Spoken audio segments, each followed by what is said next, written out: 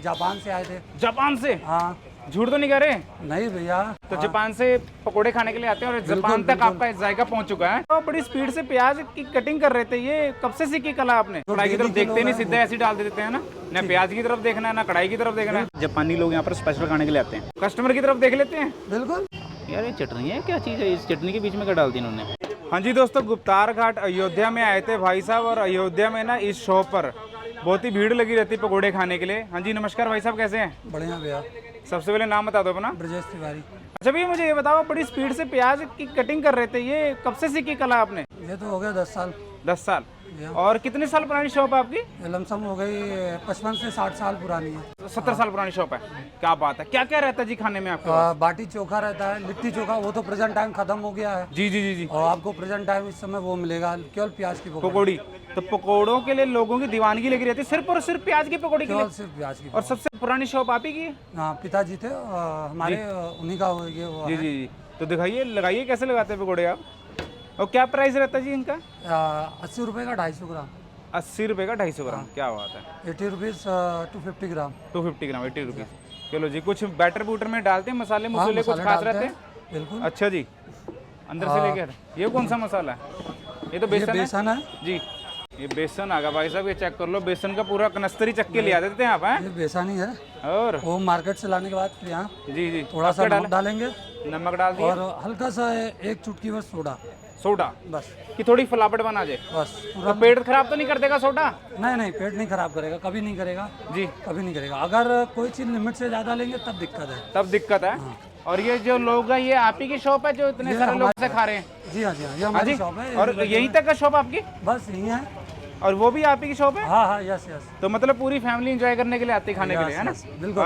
क्या बात है भाई साहब, ब्रिजेश भाई की सुपर स्पीड वाले प्याज के पकौड़े, है ना? यस। कितनी दूर दूर से खाने के लिए आते हैं यहाँ पर? बहुत दूर से, दिल्ली, महाराष्ट्र जी। जापान से आए थे। जापान से? हाँ। झूठ तो नहीं कह रहे? नहीं भैया।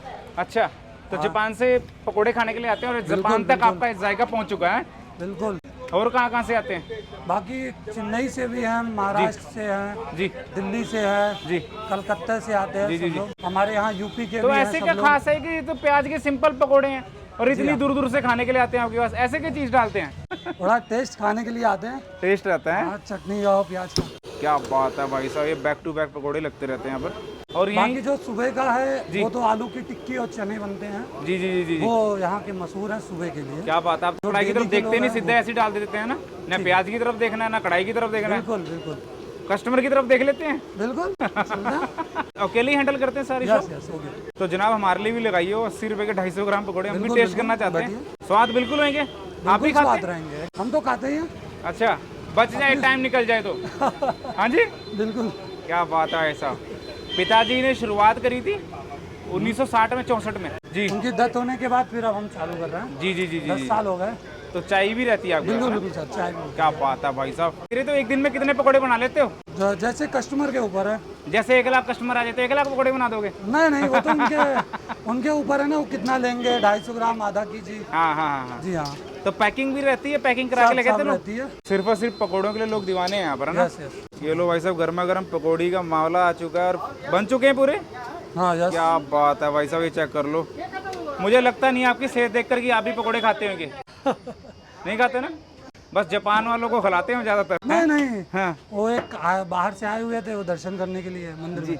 जी, वो आए थे यहाँ पर। जी जी, तो हमसे पूछे क्या है, मतलब अच्छी खासी हिंदी बोल रहे थे वो। जी जी जी जी। उन्होंने बताया कि हमें पकोड़े चाहिए, तो जो बैटरी रिक्शे वाले होते वो लेके आए, उन्होंने यहाँ बैठाया, खिलाया, उनको पसंद आई। इसके ऊपर चाट मसाला रहता है कि क्या रहता है? नहीं, चटनी, केवल चटनी देंगे आपको। ग्रीन चटनी, धनिया पुदीने वाली।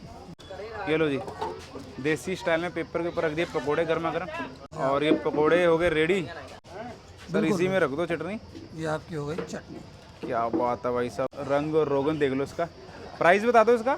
80 रुपीज़। ये भाई साहब पकौड़ी तिवारी टी स्टॉल की, और अयोध्या में गुप्तार घाट में अगर आपने इनके पकौड़े नहीं खाए ना तो लोग बोलते हैं जा यार, ताने मारने लग जाते हैं। तो उनके टेस्टी पकौड़े नहीं खा के।